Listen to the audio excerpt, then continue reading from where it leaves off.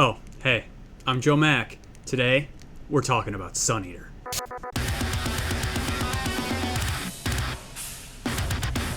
So, the Sun Eater series, Empire of Silence, Book 1, Christopher Ruocchio. I don't have enough amazing, incredible things to say about this book and this series. This book is near and dear to my heart. It's one of those things that I don't even know how to put it really, but there's something there about something that gets popular, but you were doing it before everybody else. I have been doing the Sun Eater since 2019, and what a journey it's been. I cannot wait until November 18th, 2025 to finally see Gadadin fall. For this, I listened to the book for the first time, narrated by Samuel Ruocchio. I'm doing my reread on my way to Shadows Upon Time.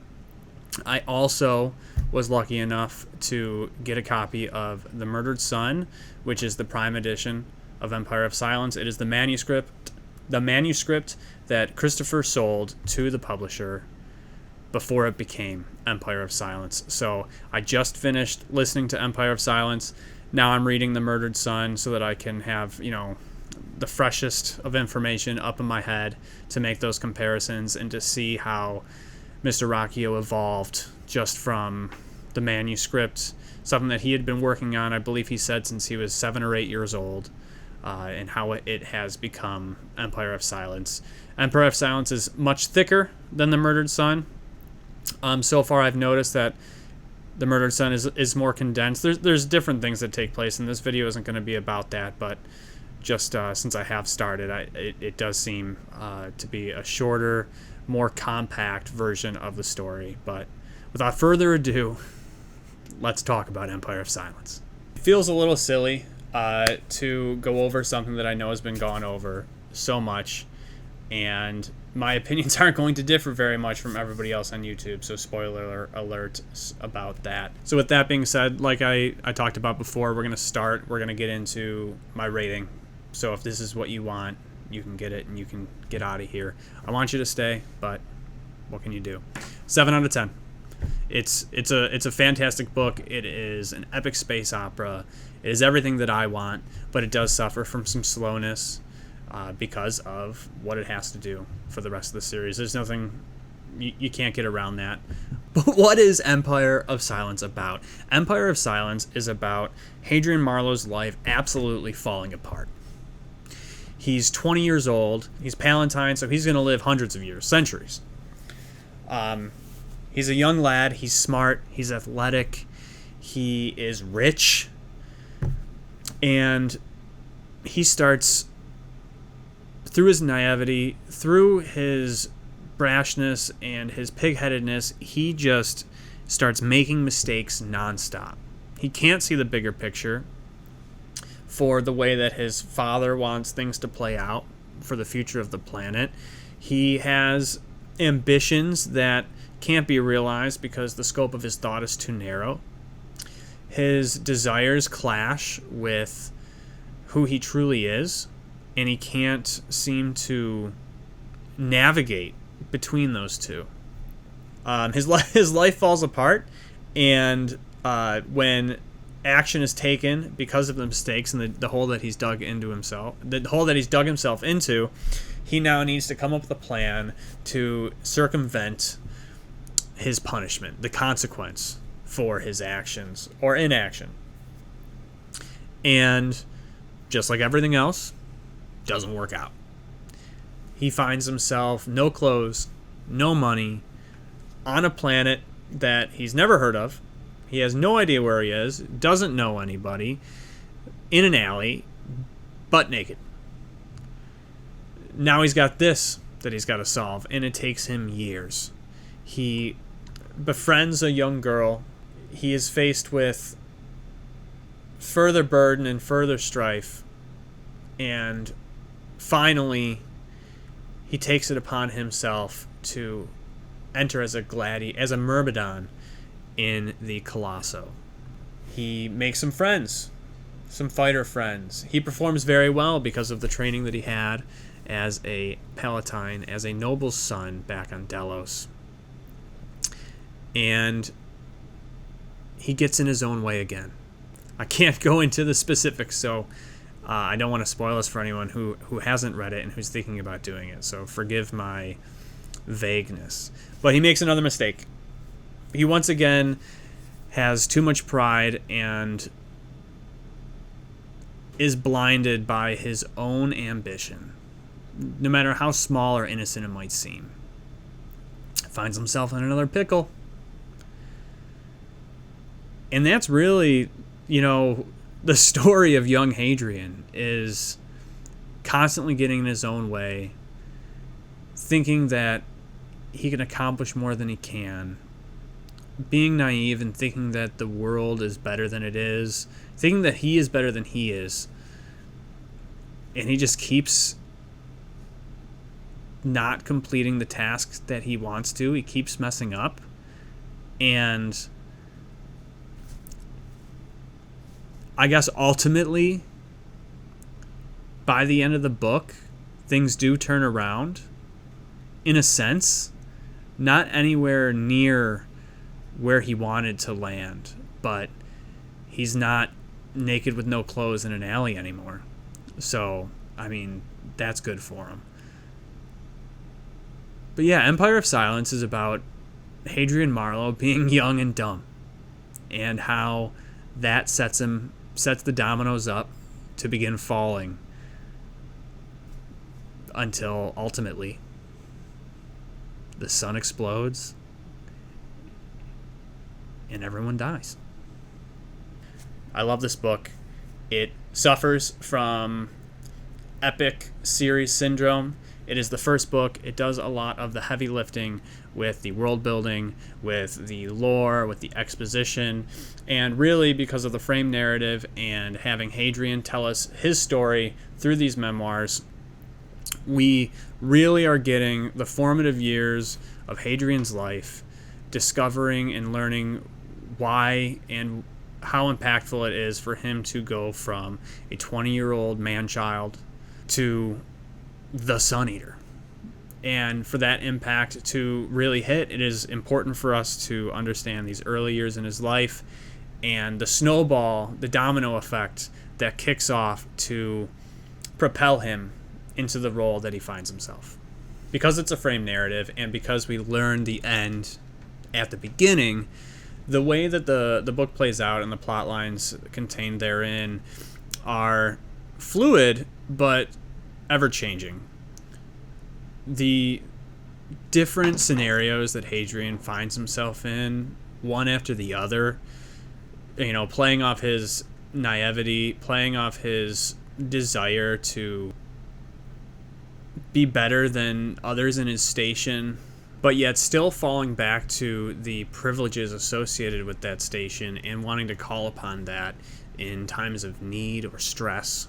Shows a duality and a level of flaw to his character that he really doesn't know what he wants when he's young. He wants to be better than he is, but he also is who he is, and he struggles with those two clashing personalities within him. His heart and his brain, if you will, are fighting quite often.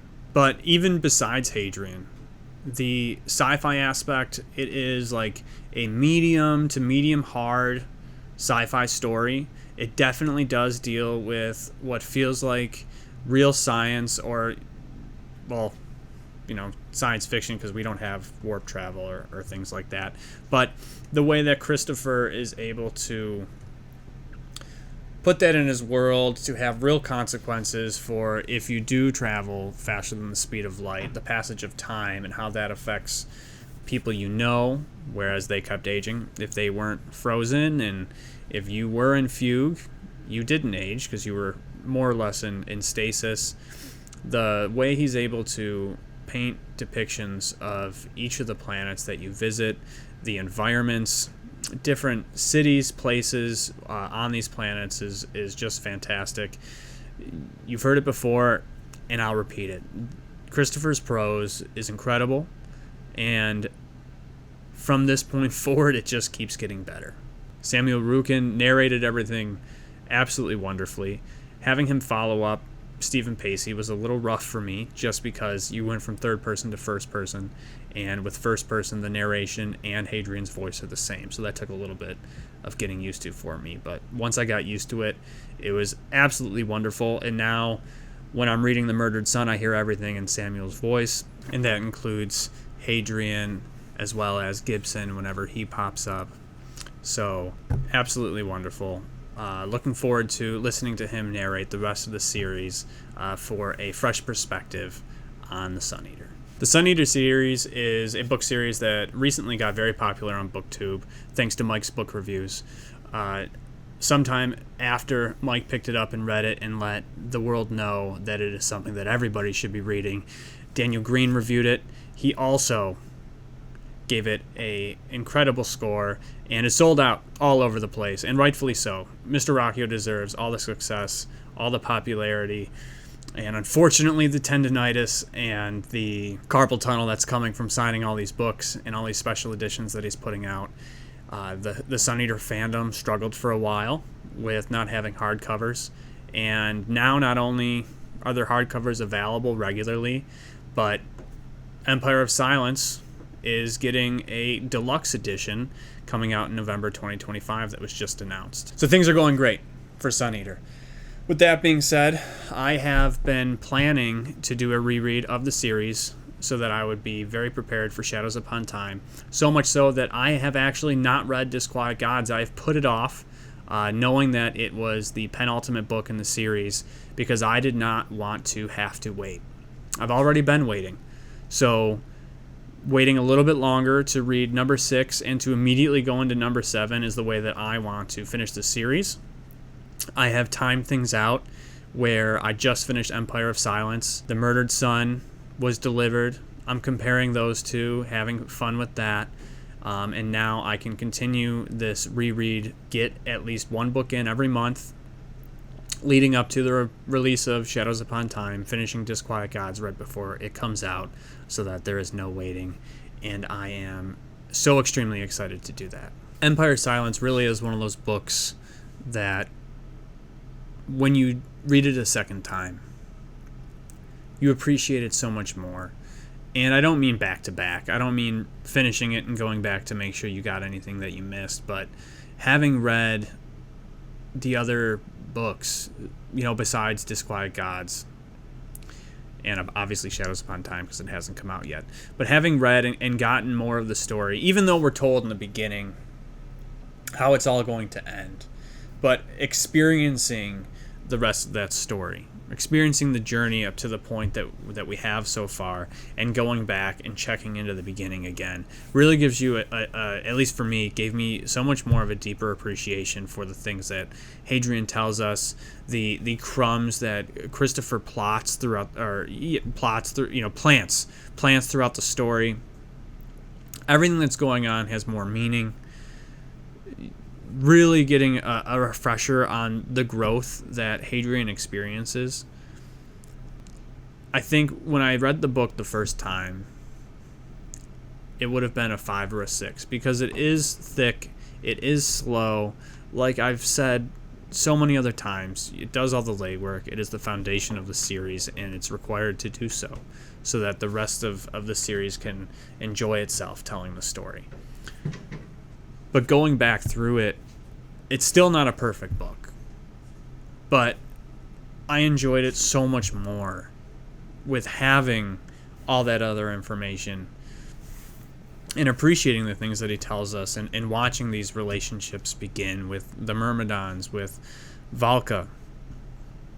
So many more questions I have now about what may be going on in Delos, and does Alistair know anything that's occurred? Does he get wind of it? What's going on with Crispin? What does he know about the future events that take place? And will we ever find that out? I don't think so, unless Mr. Ruocchio decides to write other tales from the Sun Eater outside of Hadrian's perspective and give us an insight into those things. I don't think we're going to get them from Hadrian in any of these mainline books. I mean, there's only one left, right? And I haven't read Disquiet Gods, so I don't know what happens there. But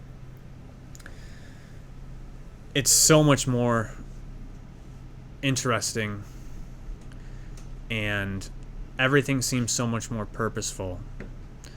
It does struggle with pacing, and it has those flaws, and that's why it's not a 10 out of 10. It's a 7 out of 10. And I'm rambling and I'm talking in circles now, but I enjoyed it so much going back through it another time. I really did. It's an absolutely fantastic book. If for some reason you are still on the fence with getting into this series, I implore you to please read the first 2 books. Do not stop at book 1. It is an effort your first time through, but it is all worth it. I promise. Most people's favorite book is Demon in White. I've seen a lot of Disquiet Gods, and I'm very excited to read it. That's a new favorite for people. For me, it's Howling Dark. The events that take place in Howling Dark, the way that the world expands, certain characters that we're introduced to, and everything that happens was fantastic for me. So please, if for some reason you haven't started, now's the perfect time. It's about to be done in November. You'll have the complete series. They're reprinting everything. You can get everything in hardcover. You can get everything in trade paperback. You'll have no problem acquiring any of the books. There's not going to be a better time. Well, any time is a great time to get into it. But you can ride the wave with all of us now, leading up to November. And I couldn't be more excited. So, let me know if you have read any of the Sun Eater books. Let me know if you're about to read Empire of Silence. Let me know how excited you are for Shadows Upon Time if you have read it. Thanks for coming by, guys. Love you. Bye. And one thing that I read on the Red Company Discord, I think it was Jagger, had said a book called Empire of Silence. Everybody in the Empire can talk. Bottom book of the series.